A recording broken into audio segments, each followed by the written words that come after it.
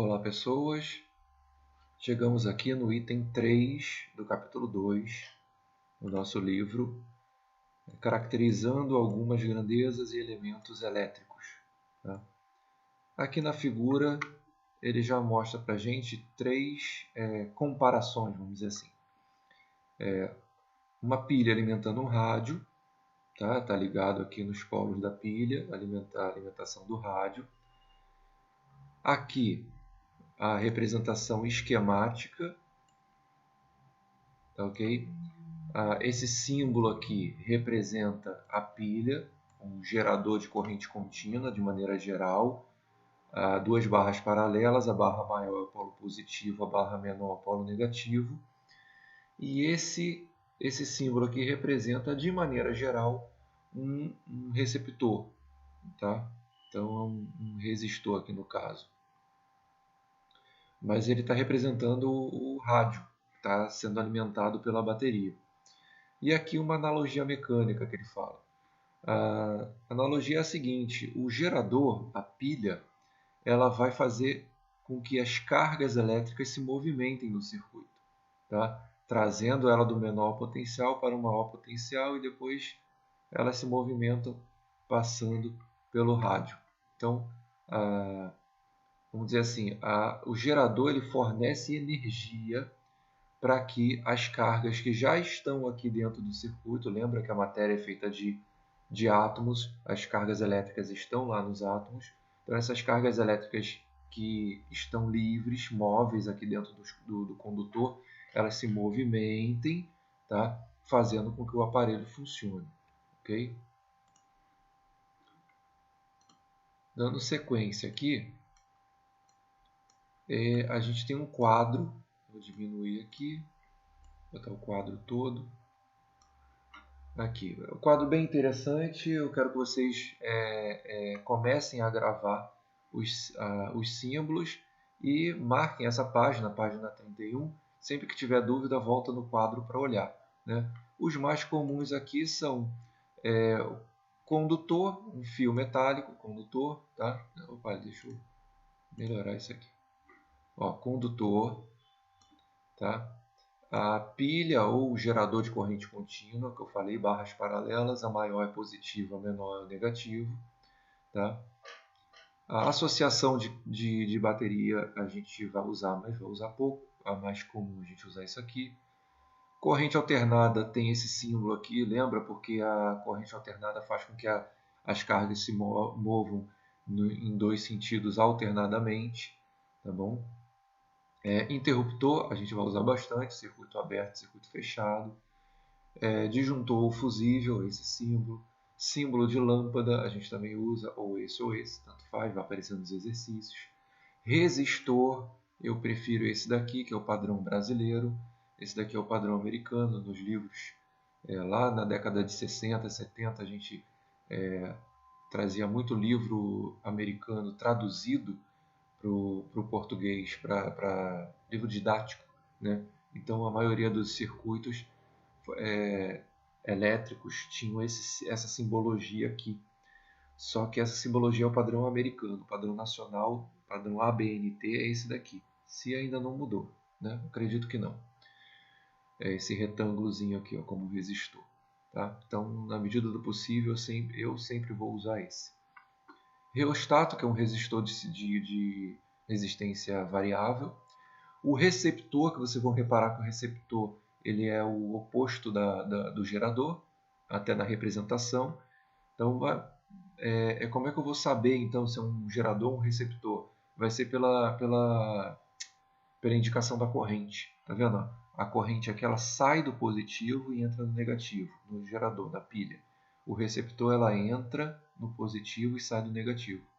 O receptor está consumindo energia elétrica da bateria. A representação do amperímetro, voltímetro e ohmímetro. Ohmímetro é o medidor de resistência elétrica, que é a propriedade elétrica que a gente vai apresentar nesse item 3. E aqui é o LED. Então esses que eu apontei aqui são os mais comuns, mais usuais. Tá? que a gente vai usar mais, vocês vão acabar gravando na medida que forem fazendo exercícios e forem sendo apresentados ao conteúdo. Os outros, bateu dúvida, vem aqui e olha, tá bom? Resistores, vamos lá. Esse item vai apresentar três características para a gente, três características elétricas: resistores, resistência e resistividade. Tá? Resistores são componentes elétricos de um circuito. Os resistores são os objetos físicos. Então, o que eu tenho aqui é um resistor, tá vendo? O que eu tenho aqui é um resistor. Qual é a característica do resistor? O resistor ele converte toda a energia elétrica que passa por ele em energia térmica. A função do resistor é essa. Então, esse efeito que um condutor tem em converter energia elétrica em energia térmica, a gente chama de efeito Joule. Tá? Mas o resistor é o objeto. Resistência é a propriedade que esse objeto possui. É a resistência elétrica. Então, um resistor elétrico possui uma alta resistência elétrica. Tá? Por causa da alta resistência, ele acaba aquecendo. Ele converte exclusivamente energia elétrica em energia térmica. Aqui o livro faz uma inversão. Ele apresenta a gente primeiro a segunda lei de Ohm. Depois ele vai falar da primeira. Tá? Então, a segunda lei de Ohm. Vamos lá. Então, ele vai enunciar aqui para a gente o que é resistência elétrica, que é uma propriedade de um circuito elétrico. E a famosa segunda lei de Ohm vai dizer que a resistência elétrica de um condutor depende de características geométricas do condutor. Tá? Geralmente, o condutor mais simples que a gente usa, o que mais usual, vamos dizer assim, é o fio condutor. O fio condutor ele tem característica cilíndrica.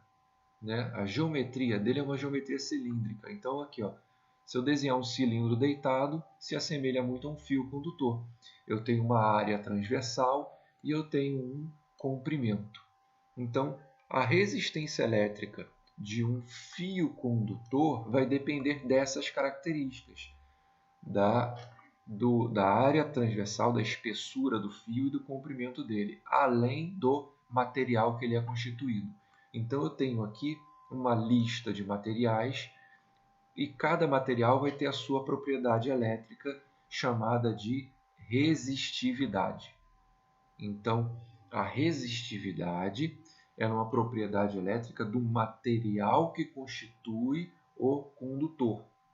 E a resistência é uma característica elétrica do condutor. Em outras palavras, eu posso ter dois fios elétricos com a mesma resistência. Um deles é de cobre e o outro, vamos supor que seja de alumínio. O cobre tem a sua resistividade, está aqui, ó. O cobre ele vai ter a sua resistividade. Tá? Deixa eu apontar direito. O cobre ele vai ter a sua resistividade. E o alumínio vai ter a sua resistividade. Tá aqui, ó. A resistividade do alumínio é maior do que a do cobre. Então, para que eu tenha dois fios elétricos condutores, um de cobre e o outro de alumínio com a mesma resistência, eu vou ter que ter espessuras e comprimentos diferentes, já que cada um tem a sua resistividade. Estão entendendo? Então, a resistência elétrica ela não depende só da substância que constitui o condutor, ela também depende da geometria desse condutor. Então, aqui está a formulazinha da segunda lei de Ohm, tá? E ela só é válida para fios condutores, ok? Então, ela só vale para fios condutores. Então, essa fórmula aqui é para fios condutores. Se eu tiver um condutor esférico, essa fórmula aqui vai funcionar? Ela nem vai fazer sentido, porque uma esfera não vai ter comprimento. Estão entendendo o que eu estou falando? Então, essa fórmula aqui só funciona para um fio condutor, um fio elétrico, porque ele tem comprimento e tem espessura, tem uma área transversal. E essa letrinha aqui, que parece um P, na verdade é um Rho, tá? Acho que foi um erro de digitação do livro. Isso aqui está muito com cara de P. Deixa eu ver ela aqui. Está aqui o Rho. Tá? Uma letrinha grega chamada Rho. É a resistividade do material. Então eu tenho 3 características aí. Tá? Vou colocar assim. Ó, eu tenho a resistência. Tem acento. Tenho a resistência. Eu tenho a resistividade. E eu tenho o resistor. Então, vamos lá. A resistência. A resistência é a propriedade elétrica de um condutor. A resistividade é a propriedade elétrica da substância que constitui o condutor. E o resistor é o elemento de um circuito elétrico que apresenta elevada resistência elétrica. Tá claro esses 3 conceitos? Não confunda um com o outro, tá? É bem comum você ter uma certa confusão aqui. Resistência, propriedade elétrica de qualquer condutor. Resistividade, propriedade da substância que constitui o condutor. E resistor é o elemento do circuito, tá? A resistência depende da resistividade, ok? Seguindo aqui, ele apresenta a primeira lei de Ohm. A primeira lei de Ohm nada mais diz para a gente que a corrente elétrica produzida num circuito elétrico, num condutor, perdão, ela é diretamente proporcional à diferença de potencial aplicada nele. Então, vou repetir. Tanto a primeira quanto a segunda lei de Ohm são leis de comportamento. Elas falam sobre o comportamento de um condutor elétrico. Então, a segunda lei fala que a resistência de um condutor depende de características geométricas do condutor e da substância que constitui ele. E aquela fórmula da página anterior, vou voltar aqui, a fórmula da página anterior só funciona para um fio condutor. É essa fórmula aqui. Tá? Ela só funciona para um fio condutor. Se o meu condutor não tiver formato cilíndrico, a fórmula não vai ser essa. Por que a gente então utiliza essa fórmula? Porque em 90% dos casos a gente vai trabalhar com fios condutores. Então a gente vai usar essa fórmula. Tá? Se você for fazer um curso de engenharia e estiver trabalhando com outros condutores, ou fazer um curso de elétrica, né, vocês vão perceber que se o condutor tiver outro formato, a fórmula da resistência tem que mudar de acordo com o formato do condutor. E a primeira lei diz que a corrente elétrica produzida num condutor é diretamente proporcional à diferença de potencial aplicada aos terminais desse condutor. Em outras palavras, ela diz que a resistência elétrica de um condutor ela é constante em determinados casos. Ela não é sempre constante. Tá? Então, tem uma confusão aí também. A resistência elétrica de um condutor ela nem sempre é constante. Eu acho que até que na maioria das vezes não é. Para alguns condutores, que a gente diz que são condutores ômicos, ela é constante. A consequência disso é que a corrente elétrica vai ser diretamente proporcional à tensão aplicada nele. Tá ok? Potência elétrica. Aqui ele faz uma revisão do conceito de potência lá da mecânica. Se você não lembra, não tem problema, mas está aqui, ó, potência elétrica é o trabalho realizado num intervalo de tempo. Tá? Mas como é que a gente vai trabalhar com a potência em termos de eletricidade? Potência elétrica na eletricidade, ela vai adquirir essa fórmula aqui. Então, esse passo a passo que ele fez aqui foi só para reescrever a fórmula da potência lá da mecânica com elementos da eletricidade. Então, a potência elétrica é a corrente elétrica que circula no condutor vezes a diferença de potencial aplicada nele. Então, toda vez que eu quiser saber a potência elétrica de um condutor, basta eu multiplicar a corrente vezes a diferença de potencial ou tensão. Tá? Existem outras duas fórmulas de potência, mas essas duas fórmulas são aplicáveis quando eu conheço a resistência elétrica do condutor. Então está aqui, ó, potência é a resistência do condutor vezes a corrente ao quadrado, ou a potência é a tensão ao quadrado dividido pela resistência do condutor. Então, resumidamente, eu tenho três fórmulas para a potência. Qual delas eu uso, professor? Aquela que você tiver informações suficientes para usar.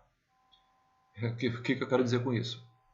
Se o exercício te falar a corrente elétrica e a diferença de potencial, você vai usar essa daqui, essa primeira, para calcular a potência. Se o problema te informar a resistência elétrica e a corrente, você vai usar essa daqui para calcular a potência. Então, você vai utilizar a fórmula que melhor encaixar no problema. Tá ok? Aqui eu tenho alguns exercícios resolvidos. Eu gosto muito dessa lei de Ohm em gráfico, mas deixa eu passar pelo número 1 primeiro. Então vamos lá. Tem um exemplo de cada aqui. Então ele fala aqui no número 1. Um cilindro ele tem uma resistividade, ele é feito de latão. O latão tem uma resistividade de 8 vezes 10 a menos 8 ohm metro. Uma área transversal de 2 milímetros quadrados. Se a geratriz, aí é um termo geométrico, tá? Geratriz do cilindro medir 2 centímetros, ele está dizendo que o quê? O comprimento do cilindro, 2 centímetros. Qual é a sua resistência? Então ele está te dando os elementos aqui para calcular a resistência, utilizando aquela fórmula da resistência elétrica para um fio condutor. Tá? Então, os ajustes que vocês têm que fazer. Quem manda na fórmula é a resistividade. Aqui, ele colocou ohm metro. Então, você tem que ajustar as medidas para metro. Medida de área metro quadrado, medida de comprimento metro. Então, ele fez esse ajuste aqui. Ó. O milímetro quadrado virou 10 a menos 6 metros quadrados. O centímetro quadrado, 10 a menos 2 metros. Perdão, metro quadrado não. Centímetro, 10 a menos 2 metros. Tá? De novo. Milímetro quadrado, 10 a menos 6 metro quadrado. Centímetro, 10 a menos 2 metro. Tá? Se vocês tiverem dúvidas nessas conversões, me avisa, coloca lá um recadinho que eu faço um vídeo, tira dúvida só com essas conversões. Tá? Então aqui ele está aplicando a fórmula. Ó, esse 8 aqui é a resistividade. Esse 2 vezes 10 a menos 2 é o comprimento, é o L. Esse 2 de baixo aqui é o A. Tá? Número com número, potência com potência. Resolveu, achou o resultado. Está aqui. Tá? Então, multiplica 8 vezes 2 dividido por 2, vai dar 8. Potência de mesma base. No caso aqui, multiplicando, soma os expoentes. O resultado você subtrai com o expoente de baixo. Vai ter isso aqui. Ok? Número 2. Número 2, ele te dá uma tabela de tensão por corrente. Por que ele te dá essa tabela? Para você ver se os valores são proporcionais ou não. Tá? Então, ele fala aqui, ó, levante a curva característica, tensão vezes corrente do resistor, e classifique como ômico ou não ômico. Se esses valores forem diretamente proporcionais, ou seja, o resistor for ômico, tá? O gráfico é uma reta. Se ele não for ômico, não vai ser uma reta. Então, no caso aqui, se você pegar essa tabela e transformar num gráfico, você vai marcar aqui no eixo horizontal as correntes 0,3, 0,6, 0,8, 0,9, 1,2, 1,5, 1,8. E no eixo vertical as tensões 1,5, 3, 4,5. Tá? Faz com uma régua bonitinha e marca par ordenado. Vocês já estão cansados de fazer isso em matemática. Faz o par ordenado e traça o gráfico. Saiu uma reta? Beleza. E se eu tenho que fazer o gráfico? Nesse caso ele pediu para fazer o gráfico.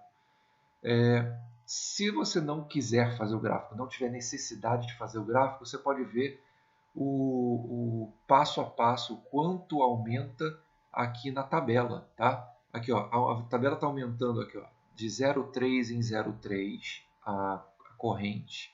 Estão percebendo? 0,3 mais 0,3 mais 0,3 mais 0,3, sempre 0,3. E a tensão tem que estar no mesmo ritmo, tá? Então está aumentando quanto? 1,5 mais 1,5 mais 1,5 mais 1,5 mais 1,5. Então repara, a cada acréscimo de 0,3 na corrente eu tenho 1,5 na tensão. 0,3, 1,5, 0,3, 1,5. Então estão proporcionais, tá? Esse aumento é proporcional.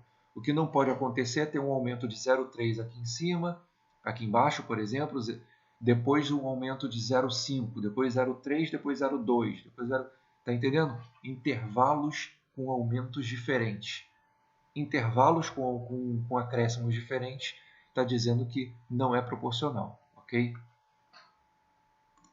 E a número 3 e número 4, aplicação direta de fórmula. É o que eu falei para vocês. Vai olhar quais são os dados do problema e você vai aplicar a fórmula adequada. No caso, ele está perguntando aqui no número 3 qual é a corrente que atravessa a lâmpada, se a lâmpada tem essas especificações aqui, ó. 25 watts, 120 volts. Olha para as unidades de medida. Watts é potência, volt é tensão ou diferença de potencial. Então ele está te dando o valor do P, o valor do U e perguntando quanto vale o I. Por isso que a resolução aqui, ó, isolou o I. Tá vendo? Ó? O U está multiplicando, passa dividindo P. Então deixa o I isolado, é P sobre U. Aí ele botou 25 sobre 120, fez a conta. Tá? Número 4, a mesma coisa. Ele fez a conta de acordo com as fórmulas que encaixavam nos dados do problema. Beleza? Vou deixar alguns exercícios para vocês na plataforma. Por hoje é só. Até a próxima.